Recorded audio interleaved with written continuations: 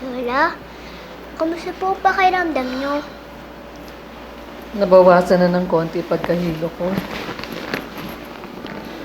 Babantayan ko po kayo habang nagpapahinga po kayo. Sabihin niyo lang po sa akin kapag may kailangan po kayo, ha? Maraming salamat sa iyo, Elisa, ha? Mabuti at dumating ka kanina. Kasi kung hindi, mag-isa lang ako dito. Tapos walang magbibigay sa akin ng gamot ko. Wala po yun.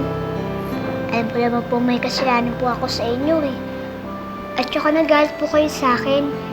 Kaya po nandito po ako para pagsilbihan po kayo. Wala na yun. Kalimutan mo na yun, ha? Tsaka hindi mo na kailangan gawin yun. Ano sabi po ni Inay, ganun po dapat ang isang pamilya. Ang isang pamilya, nagmamahalan. At saka po, inalagaan ng isa't isa. Ganun nga po kami sa pandakan nun, eh. Napakabait mong bata talaga. Thank you po, Lola. Kasi daw po, sabi po ni Inay, dapat daw po, palagi daw po ako mabait.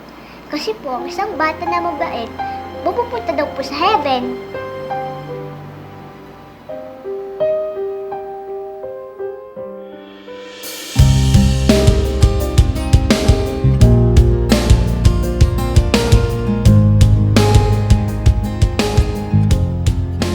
Hindi po, Lola. Mali yan po. Clap. Tapos po, pagtapos yung maririnig niyo po yung Ang galing ni Lola.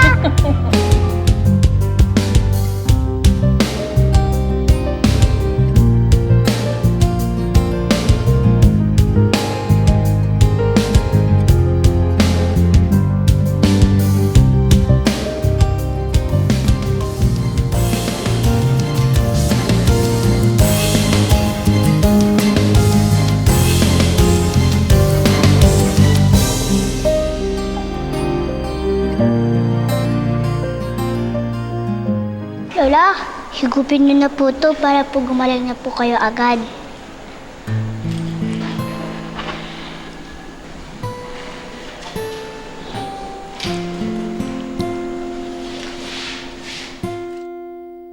Ano lang po ako sa nanay ko?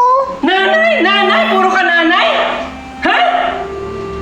Sige, pagbibigyan kita. Halika. Sige, pagbibigyan kita. Ayusin mo mabuti. Ayoko nang tatamad-tamad ka dito, ha? Iluwa mo yan, sabi. Iluwa mo. Madumi na yan. Ano ba? Lola, bakit po kayo umiiyak? May masakit po ba sa inyo? Wala. Wala, okay na ako. Ayaw niyo po ba ng soup?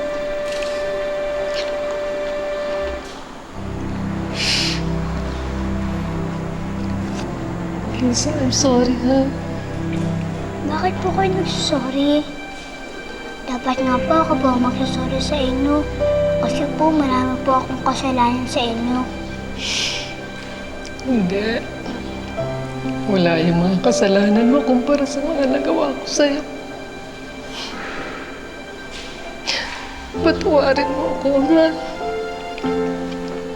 Huwag na po kayong umiyak. Ang importante po, masaya na po tayo ngayon. Masaya nga ako, Elisa. Kasi isang pamilya na tayo. Kaya dapat tayong magmahalan at alagaan natin ang isa't isa, ha? Isang malaking check